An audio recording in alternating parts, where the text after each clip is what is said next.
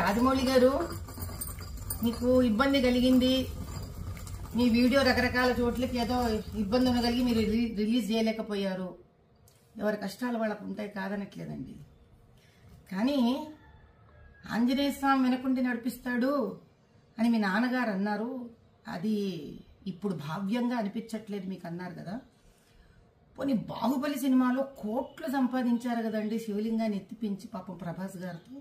అప్పుడేమన్నా శివుడి మీద ఏమైనా దానకం చదివారా మీరేమన్నా? ఏ శివాలయానికి ఏమన్నా దాన ధర్మాలు చేశారా?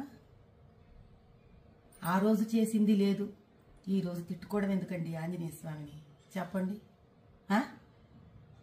కుల వృత్తిలో వ్యక్తులు అంటే కుమ్మరివాడు ఆ కుమ్మరి వస్తువులని, కంసాలివాడు తన కంసాలి వస్తువుని, డాక్టర్ తాను సర్జరీలో వాడే సర్జరీ వస్తువులని, వీటిలన్నిటినీ దైవంగా భావిస్తారండి.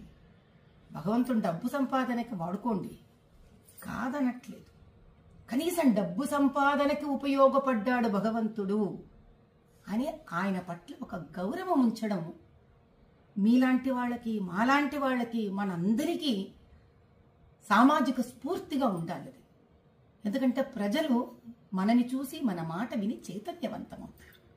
అంత బేలలాగా మీరు ఎవరో ఏదో షాట్లు మీకు కొట్టేశారు కాబట్టి మీకు ఆంజనేయ స్వామి వెనక లేడని మీరు భావించడం, ఆ తర్వాత వెంటనే సమస్య తీరిపోగానే చిన్నపిల్లలాగా వేసేసుకోవడం, ఇంకా నిలకడెక్కడుంది రాజమౌళి గారు మీ అంత పెద్ద మనిషికి కూడా?